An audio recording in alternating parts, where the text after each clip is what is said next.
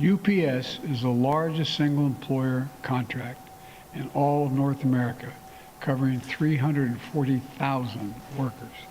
And thanks to that contract, those workers will see significant pay increases, improved working condition, brief relief from the heat and delivery trucks by eliminating the tier system, which unfairly paid some drivers lower wages than others doing the same exact job. With this historic contract, our Teamsters are going to continue to deliver UPS goods across the country. Our supply chains will continue working the way they should. These labor agreements build on other actions we've taken. During the pandemic, ocean carriers increased their prices as much as 1,000%, costing farmers, ranchers, and our economy a lot of money. Last year, I signed the Ocean Shipping Reform Act, cracking down on foreign shipping companies that were making America pay higher prices for everyday goods coming into our country. Since then, we've seen ocean shipping container rates come down to near pre-pandemic levels. And under the historic bipartisan infrastructure law which we passed, we're making long overdue investments to upgrade our nation's railroads, highways, airports, and ports. The infrastructure law recognizes the vital role of modern, resilient infrastructure in reducing costs for American families and businesses and in creating good-paying union jobs for American workers. You know, all of this progress underscores something else. You've heard me say many times, including this Labor Day, Wall Street alone didn't build this country. The middle class built the country, and unions built the middle class. American union workers are the best in the world, and they do their job on time, long-term, and at less cost over time. People are starting to understand that. That's why America's support for unions is higher than it's been in nearly 60 years.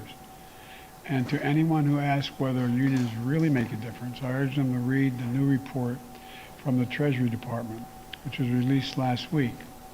It's the most comprehensive ever look at the impact of unions have had on our economy. And it concludes definitively that unions raise workers' income, increase American home ownership, creating more jobs, increase retirement savings, increase access to critical benefits like sick leave and child care, and reduce inequity, all of which strengthens our economy up and down the line. When the middle class does well, everyone does well, and the wealthy still do very, very well. Plus, even workers who aren't in unions, even workers who haven't been laid off, see benefits when unions are strong. Because unions raise standards across the workforce and industries, pushing up wages, strengthening benefits, and strengthening them for everyone. That's why I'm continuing to call on Congress to fully and finally pass the Protection of the Right to Organize Act, the PRO Act, which makes it easier for workers to organize unions and more difficult for businesses to engage in unfair practices. Let me close with this. We faced some pretty tough times in recent years. A pandemic that took more than 1 million of our friends and neighbors and our families. It was the worst economic crisis since the Great Depression. Major disruptions to critical supply chains. It wasn't long ago that 20 million people were out of work here in America, 20 million. But the American people and American workers didn't give up. Today we have the strongest economy in the world. Let me say that again. Today, the United States has the strongest economy in the world. The lowest inflation rate among all major economies. 13.5 million new jobs. Around 800,000 of them manufacturing jobs. America is now one of the strongest job creation, going through one of the strongest job creation periods in our nation's history. And it's no accident. I came determined to build an economy, as I said before, from the middle out and the bottom up, because everyone does well when the middle class does well, and the wealthy do very well.